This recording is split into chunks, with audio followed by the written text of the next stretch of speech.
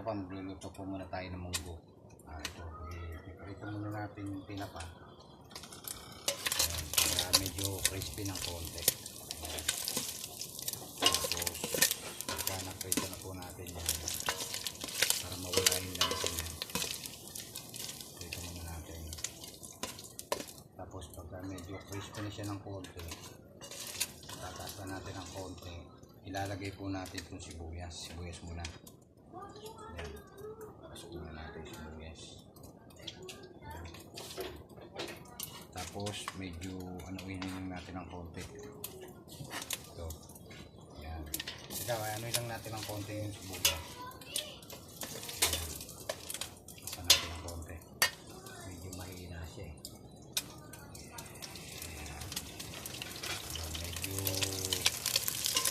anuin lang natin ng konti. Hindi naman kailangan na para masarap ang munggo. Dahil medyo na umaamoy-amoy na, lalagyan na po natin yung kamatis.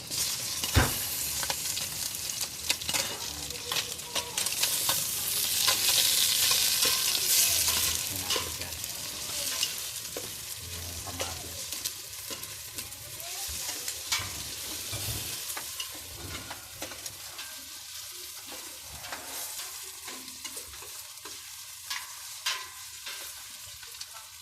Mga basic lang, mga simpleng luto lang mga tropa.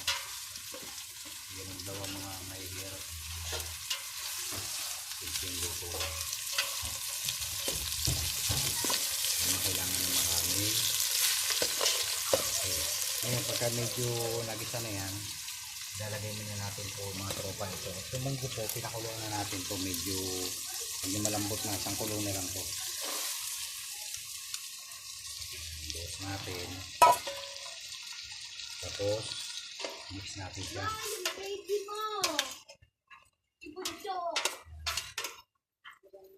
Ayan, pag na-mix na natin ito mga tropa, siyempre lalagay natin yung asin.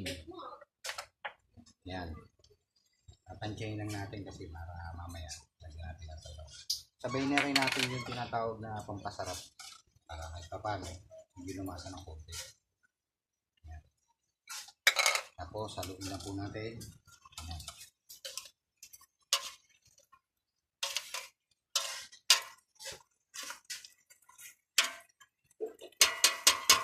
Ito yung hapunan namin mga tropa. Ayan, munggo.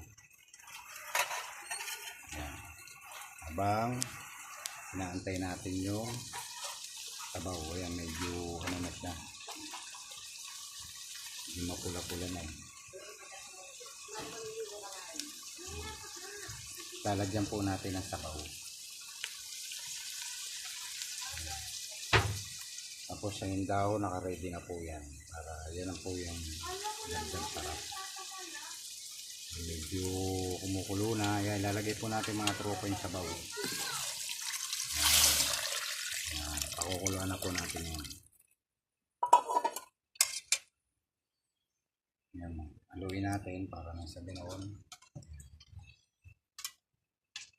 Tayo natin medyo